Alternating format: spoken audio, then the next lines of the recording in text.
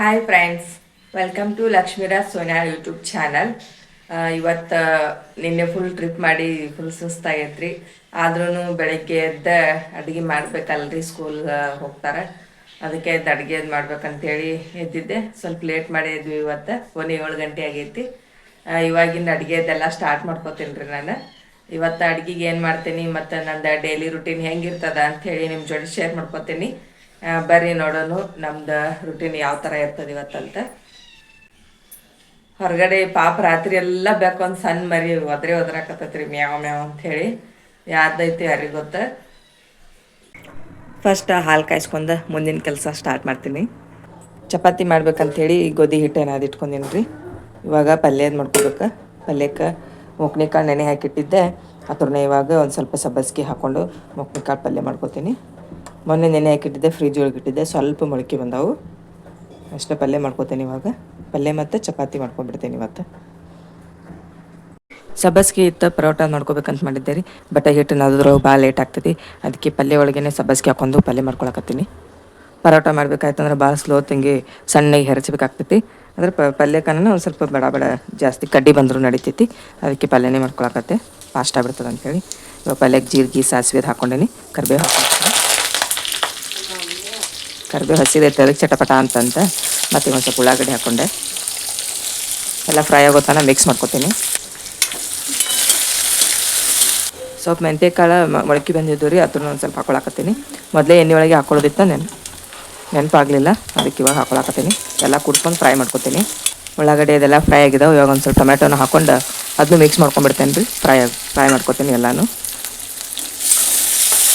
Tomato ಎಲ್ಲ fry ಆಗೈತಿ. ಸ್ವಲ್ಪ ರುಚಿಗೆ ತಕ್ಕಷ್ಟು ಉಪ್ಪು ಹಾಕೋತೀನಿ. ಮೆಂತ್ಯಕಾಳು ಅದಾವಲ್ರಿ, ಅದನ್ನು ಬರೇ ಬಾಯಲ್ಲಿ ತಿಂದ್ರೆ ಭಾಳ ಕೈ ಆಗ್ತಾವೆ. ಅದಕ್ಕೆ ಮೊಳಕೆ ಅದು ಬರ್ಸ್ಕೊಂಡು ಇವಾಗ ಪಲ್ಯ ಒಳಗೆ ಹಾಕೊಂಡ್ರೆ ಅಷ್ಟು ಕೈ ಅನ್ಸೋದಿಲ್ಲ. ಅದಕ್ಕೆ ನಾನು ಪಲ್ಯ ಒಳಗೆ ಹಾಕೊಂಡ್ಬಿಡ್ತೇನೆ. ಒಗ್ಗರಣೆಲ್ಲ ಫ್ರೈ ಆಗೈತಿ. ಮೇಲೆ ಒಂದು ಸ್ವಲ್ಪ ಅರ್ಶಿನ ಪೌಡ್ರ್ ಹಾಕ್ಕೊಂಡು ಮಿಕ್ಸ್ ಮಾಡ್ಕೊಂಡು ಪಲ್ಯ ಮಿಕ್ಸ್ ಮಾಡ್ಕೊಂಡ್ಬಿಡ್ತೀನಿ. ಈಗ ಫಸ್ಟ್ ಸಬ್ಬಸ್ಗೆ ಪಲ್ಯ ಹಾಕ್ಕೊಂಡು ಅದನ್ನೊಂದು ಸ್ವಲ್ಪ ಫ್ರೈ ಮಾಡ್ಕೋಬೇಕು. ಆಮೇಲೆ ಕಾಳನ್ನ ಮಿಕ್ಸ್ ಮಾಡ್ಕೋಬೇಕು. ಯಾಕಂದ್ರೆ ಸಬ್ಬಸ್ಗೆ ಒಂದು ಸ್ವಲ್ಪ ಫ್ರೈ ಆಗಬೇಕದು, ಕುದಿಬೇಕದು. ಆದಮೇಲೆ ಕಾಳು ಹಾಕೋತೀನಿ.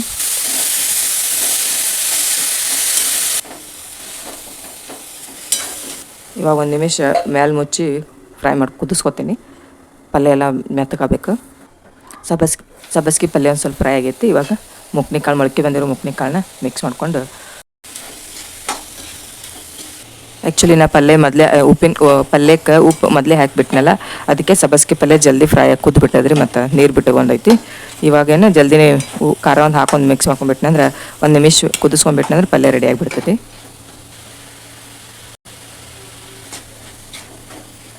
ಮೇಲೆ ಒಂದು ಸ್ವಲ್ಪ ಕೊತ್ತಂಬರಿ ಹಾಕ್ಕೊಂಡು ಆಫ್ ಮಾಡ್ಕೊಂಡ್ಬಿಡ್ತೀನಿ.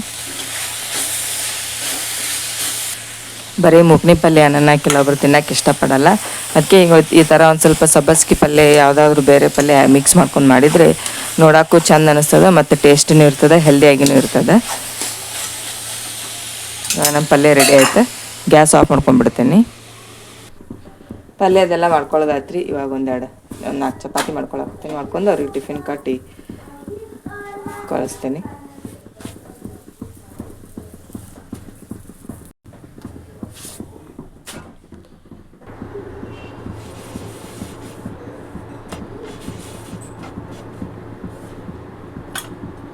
ಬ್ರೆಡ್ ತೊಗೊಂಡು ಬಂದಿದ್ದರು ರೀ. ಅದಕ್ಕೆ ಬ್ರೆಡ್ ಮತ್ತು ಪಲ್ಯ ಹಾಕಿ ಒಂದು ಸ್ವಲ್ಪ ಅವ್ರಿಗೆ ಟೋಸ್ಟ್ ಥರ ಮಾಡಿಕೊಡಕತ್ತಿದ್ದೆ.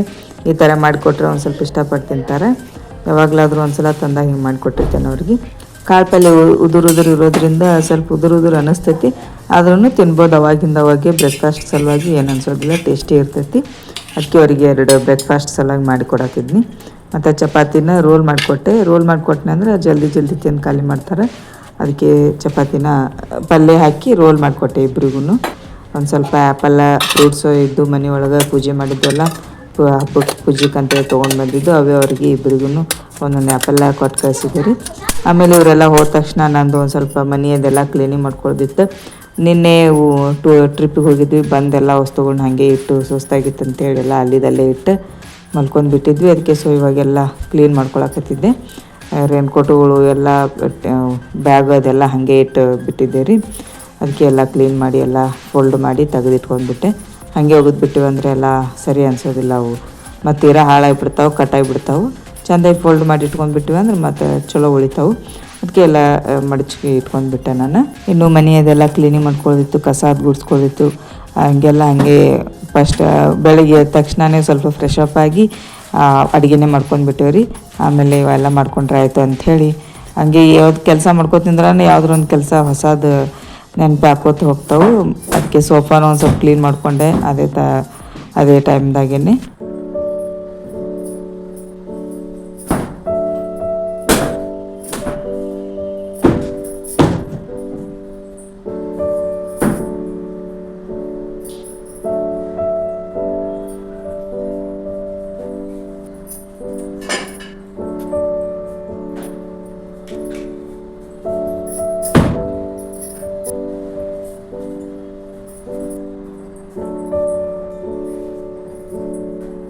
ಡೈಲಿ ರೆಡಿ ಆಗೋ ಜಾಗದಾಗ ಒಂದು ಬಾಕ್ಸ್ ಇಟ್ಬಿಟ್ಟಿರ್ತೇನೆ ರೀ. ಅದ್ರಾಗ ಎಲ್ಲ ಥರ ವಸ್ತುಗಳು ಮಿಕ್ಸ್ ಆಗಿಬಿಟ್ಟಿರ್ತಾವೆ.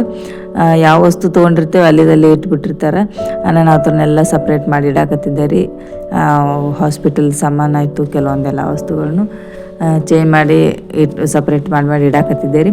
ಇವತ್ತು ಇಟ್ಟಿರ್ತೇನೆ, ಮತ್ತೊಂದು 4 ದಿನದಾಗ ಮತ್ತು ಅದೇ ಥರ ಮಿಕ್ಸ್ ಮಾಡಿಬಿಟ್ಟಿರ್ತಾರೆ ಎಲ್ಲನೂ. ಮತ್ತೊಂದು ಸಲ ಚೇಂಜ್ ಮಾಡೋದು, ವಾರದಾಗ ಒಂದು ಸಲ ಚೇಂಜ್ ಮಾಡೋದು, ಮತ್ತು ಮಿಕ್ಸ್ ಮಾಡೋದು ಆಗಿಬಿಡ್ತಾವೆ ನಮ್ಮ ಕೆಲಸ. ಸೊ ಇವತ್ತು ಟೈಮ್ ಸಿಕ್ಕಿದಂಗೆ ಅನಿಸುತ್ತೆ, ಅದಕ್ಕೆಲ್ಲ ಸಪ್ರೇಟ್ ಹ್ಯಾಕ್ ಮಾಡಿ ಇಟ್ಬಿಟ್ಟೆ ರೀ.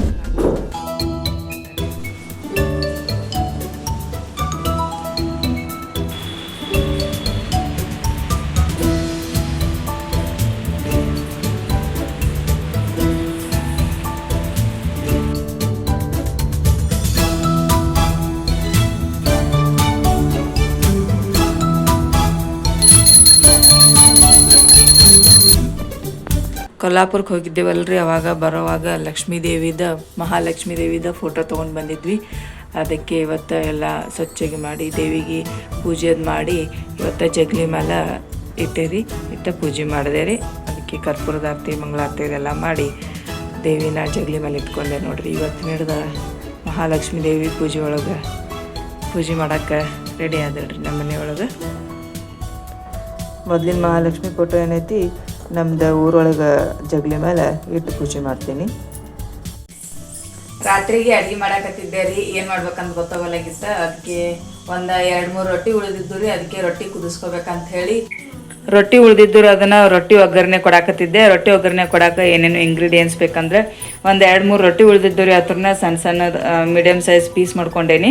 ಮತ್ತು ಟೊಮೆಟೊ, ಉಳ್ಳಾಗಡ್ಡಿ, ಉಪ್ಪು ಮತ್ತು ಮಸಾಲೆ ಖಾರ ತೊಗೊಂಡೇನಿ ರೀ. ಬಟಾಟಿ ಇದ್ರೆ ಬಟಾಟಿನೂ ತೊಗೋಬೋದು.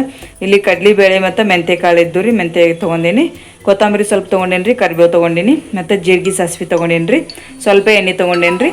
ಇವಾಗ ಹೆಂಗೆ ಮಸಾಲೆ ಎಲ್ಲ ಒಗ್ಗರಣೆ ಕೊಟ್ಕೋಬೇಕು ರೀ. ಬರ್ರಿ ಮಾಡೋ ಇಟ್ಕೊಂಡು ಒಂದು ಕಡಾವಿ ಇಟ್ಕೊಂಡೇನಿ ರೀ. ಕಡಾವಿ ಬಿಸಿ ಆಗೈತೆ ರೀ. ಇವಾಗ ಎಣ್ಣೆ ಹಾಕೊಳತ್ತೀನಿ. ಇವಾಗ ಎಣ್ಣೆ ಬಿಸಿ ಆಗೈತೆ ರೀ. ಜೀರಿಗೆ ಸಾಸಿವೆ ಹಾಕೊಳತ್ತೀನಿ. ಜೀರಿಗೆ ಸಾಸಿವೆ ಫ್ರೈ ಆದಮೇಲೆ ಕರಿಬೇವು ಹಾಕೊಳಕತ್ತೀನಿ. ನೆಕ್ಸ್ಟ್ ಕಡ್ಲಿಬೇಳೆ ಮತ್ತು ಮೆಂತ್ಯಕಾಳು ಹಾಕೊಳಕತ್ತೀನಿ ರೀ. ಎಲ್ಲನೂ ಒಂದ್ಸಲ ಮಿಕ್ಸ್ ಮಾಡ್ಕೊತೀನಿ. ಎಲ್ಲ ಫ್ರೈ ಆಗಿದ್ದವ್ರು ಇವಾಗ ಉಳ್ಳಾಗಡ್ಡಿ ಹಾಕೋತೀನಿ. ಉಳ್ಳಾಗಡ್ಡಿ ಒಂದು ಸ್ವಲ್ಪ ಫ್ರೈ ಮಾಡ್ಕೊತೀನಿ. ಉಳ್ಳಾಗಡ್ಡಿ ಫ್ರೈ ಆಗಿದ್ದವ್ರು ಇವಾಗ ಬಟಾಟೆ ಹಾಕೊಳಕತ್ತೀನಿ. ಬಟಾಟಿನೂ ಒಂದು ಸ್ವಲ್ಪ ಫ್ರೈ ಮಾಡ್ಕೋಬೇಕು. ಬಟಾಟಿನೂ ಚಲೋ ತಂಗಿ ಫ್ರೈ ಆಗಿದ್ದಾವ್ರಿ. ಇವಾಗ ಟೊಮೆಟೊ ಹಾಕೋತೀನಿ. ಅವತ್ತೂ ಒಂದ್ಸಲ ಎಲ್ಲ ಮಿಕ್ಸ್ ಮಾಡ್ಕೊಂಡು ಫ್ರೈ ಮಾಡ್ಕೋತೀನಿ. ಈ recipe very fast and easy ಒಳಗೆ ಆಗಿಬಿಡ್ತದೆ ರೀ. ಜಲ್ದಿನೇ ಮಾಡ್ಕೋಬಹುದು. ಇವಾಗ ಸ್ವಲ್ಪ ಅರಿಶಿನ ಹಾಕೋತೀನಿ ರೀ. ಉಪ್ಪು ಮತ್ತು ಮಸಾಲೆ ಖಾರ ಹಾಕೊಳತ್ತೀನಿ ರೀ. ಇನ್ನೊಂದು ಸಲ ಎಲ್ಲನೂ ಮಿಕ್ಸ್ ಮಾಡ್ಕೋಬೇಕು. ನಮ್ದು ಒಗ್ಗರಣೆ ಎಲ್ಲ ಫ್ರೈ ಆಗೈತೆ ರೀ. ಇವಾಗ ಒಂದು ಚರಿಗೆ ನೀರು ಹಾಕೊಳಕತ್ತೀನಿ. ನಾನು ಜಲ್ದಿನೇ ಆಗಲಿ ಅಂತೇಳಿ ಮೊದಲೇ ಒಂದು ಸ್ವಲ್ಪ ಬಿಸಿ ಮಾಡ್ಕೊಂಡಿದ್ದೆ ರೀ ನೀರು. ಇವಾಗ ಒಂದು ನಿಮಿಷ ಕುದಿಯಾಕೆ ಬಿಡ್ಬೇಕು ರೀ ಅದನ್ನು.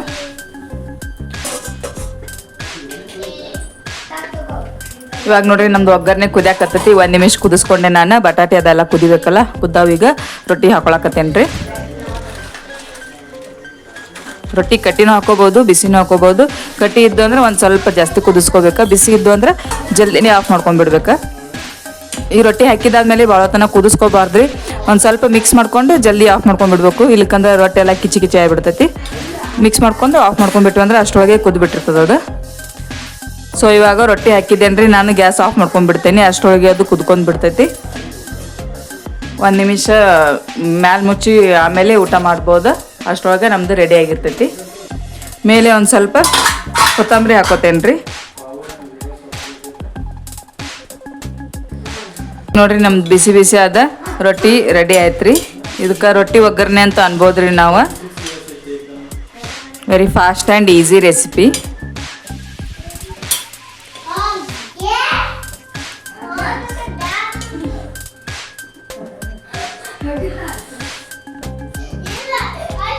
ನಮ್ಮದು ರೊಟ್ಟಿ ಒಗ್ಗರಣೆ ರೆಡಿ ಆಗೈತಿ, ಭಾರಿ ಟೇಸ್ಟಿ ಆಗೈತಿ. ನೀವು ಒಂದ್ಸಲ ಹಿಂಗೆ ಟ್ರೈ ಮಾಡಿರಿ. ನಮ್ದು ರಾತ್ರಿ ಊಟ ರೆಡಿ ಆಗೈತಿ ನೋಡ್ರಿ. ಅನ್ನ ಮಾಡಿದ್ದೆ, ಬಿಸಿ ಬಿಸಿದ ಸಾಂಬಾರು ಮಾಡಿದ್ದೆ, ರೊಟ್ಟಿ ಇದ್ದು ಅದೇ ರೊಟ್ಟಿ ಕುದಿಸ್ಕೊಂಡಿದ್ನಿ. ಇವಾಗ ನಮ್ದು ರಾತ್ರಿ ಊಟ ರೀ ಇದು. ಒಂಥರ ಮಿನಿ ಮೀಲ್ಸ್ ಥರ ಆಗೈತಿ. ನಮ್ಮ ಶ್ರಾವಣಿ ನೋಡ್ರಿ ಡೆಕೋರೇಷನ್ ಮಾಡಿದಾಳೆ. ಅವಳೆ ಕೊತ್ತಂಬರಿ ತಂದು ಹಿಂಗೆ ಡೆಕೋರೇಷನ್ ಮಾಡಂತೇಳಿ ಮಾಡಿದಾಳ್ರಿ. ಓಕೆ, ಈ ಬ್ಲಾಗ್ ನಿಮ್ಗೆ ಏನಾದರೂ ಇಷ್ಟ ಆಗಿತ್ತಂದ್ರೆ ದಯವಿಟ್ಟು ಲೈಕ್ ಮಾಡಿರಿ, ಶೇರ್ ಮಾಡಿರಿ, ಕಮೆಂಟ್ ಮಾಡಿರಿ, ಸಬ್ಸ್ಕ್ರೈಬ್ ಮಾಡ್ಕೊರಿ ನಮ್ಮ ಚಾನಲ್ನ. Thank you. ಬಾಯ್.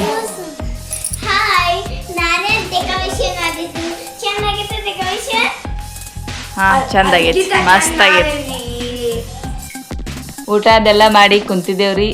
ನಮ್ಮ ಶ್ರಾವಣಿ ನೋಡಿ ಹೂಳ್ದಿದ್ದು ರೀ. ಅವತ್ತರಲ್ಲಿ ಏನೋ ಒಂದು ಆರ್ಟ್ ಮಾಡ್ಕೊತ ಕುಂತಾಳ. ಏನೋ ಪಿಕಾಕ್ ಮಾಡ್ತೀನಿ ಅಂತ ಹೇಳಿದ್ಲು ಆಕಿ. ಬ್ಲೂ ಕಲರ್ದು ಫ್ಲವರ್ ಇಲ್ಲ ಅಂಥೇಳಿ ಇದೇನೋ ಬೇರೆ ಬೇರೆ ಹೂ ತೊಗೊಂಡು ತಾನೇ ಎಲ್ಲ ಪಕ್ಕಳೆಲ್ಲ ಉಚ್ಕೊಂಡು ಇಟ್ಕೊಂಡಾಳ್ರಿ. ಏನೋ ಡ್ರಾಯಿಂಗ್ ಇದು ಆರ್ಟ್ ಮಾಡಕತ್ತ. ಏನು ಶ್ರಾವಣಿ ಅದು? ಏನದು ಶ್ರಾವಣಿ? ಏನು ಮಾಡಕತ್ತಿ? ಏನದು? ಲಾಸ್ಟಿಗೆ ನೋಡ್ಬೇಕಾ? Wait and watch. ಕೈನೇ ಸುಮ್ಮ ಕೊಡಲ್ಲ ನೋಡ್ರಿ. ಏನರ ಒಂದು ಮಾಡ್ತಿರ್ತಾಳೆ. ಬೋರ್ಡ್ ಅಂದರೆ ಏನರ ಡ್ರಾಯಿಂಗ್ ತೆಗಿತಿರ್ತಾಳೆ ಅಥವಾ ಏನರ ಒಂದು ಮಾಡ್ತಿರ್ತಾಳೆ. ಯಾಕೆ ಆ್ಯಕ್ಟಿವ್ ಇರ್ಬೇಕಾರೆ ನಾವು ಮಾಡ್ರ ಸುಮ್ಮ ಕುಂದಿರ್ತೀವಿ. ಇವ್ರು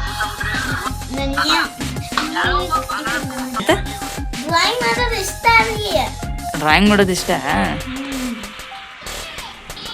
ಹೌದು, ಅಬ್ಸರ್ವೇಷನ್ ನೋಡ್ರಿ. ಟಿ ವಿ ಒಳಗೆ ನೋಡ್ಕೋತಾನೆ ಡ್ರಾಯಿಂಗ್ ಮಾಡ್ತಾಳೆ. ಅವ್ರು ಯಾವ ರೀತಿ ನಿಂತಿರ್ತಾರೆ ಆ ರೀತಿ ಡ್ರಾಯಿಂಗ್ ಮಾಡೋಕ್ಕೆ ಟ್ರೈ ಮಾಡ್ತಾಳೆ. ಭಾರಿ ಇನ್ನೋವೇಟಿವ್ ಅದಾಳಿಕಿ. ಈಗ ಡೋರೆಮಂದು ಟಿ ವಿ ನೋಡ್ಕೋತ ಡೋರೆಮಂದು ಮತ್ತು ನೊಬಿತಂದ ಡ್ರಾಯಿಂಗ್ ಮಾಡಕತ್ತಾಳೆ. ಅಳಕ್ಷಿದ ಯಾಕೆ ಮಾಡ್ಬೇಕಲ್ಲ, ಚೆಂದಾಗಿತ್ತು. ನೀನು ಬೇರೆ ಟೈಮ್ ಮಾಡ್ತಿ.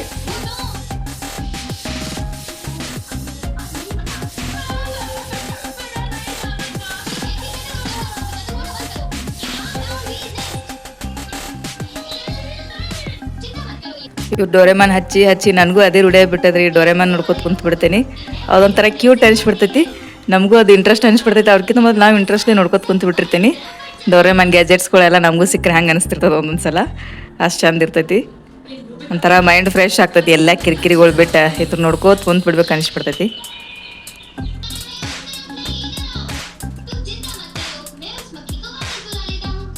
ಎಲ್ಲ ಕಂಪ್ಲೀಟ್ ಆದಮೇಲೆ ಹೇಳು ಶ್ರಾವಣಿ.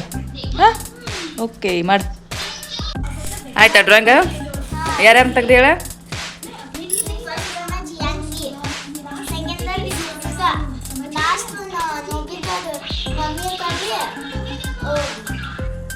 ಜಿಯಾನ, ಸಿಜುಕಾ, ಮತ್ತು ನೋಬಿತಾಗಳು ಮಮ್ಮಿ. ಮಸ್ತ್ ಆಗಿದ್ದಾರೆ ಇಬ್ರು, 3 ಮಂದಿ. ಜಿಯಾನ್ ಹೊಟ್ಟೆ ಕಡಿಮೆ ಆಗೈತಿ, ನಾನು ಸ್ವಲ್ಪ ದೊಡ್ಡ ಮಾಡ್ಬೇಕು. ಜಿಯಾನ್ ಹೊಟ್ಟೆ ದೊಡ್ಡದಿರ್ತದಿಲ್ಲ, ದಪ್ಪ ಮಾಡ್ಬೇಕು. ವೆರಿ ಗುಡ್, ಮಸ್ತ್ ಆಗೈತೆ.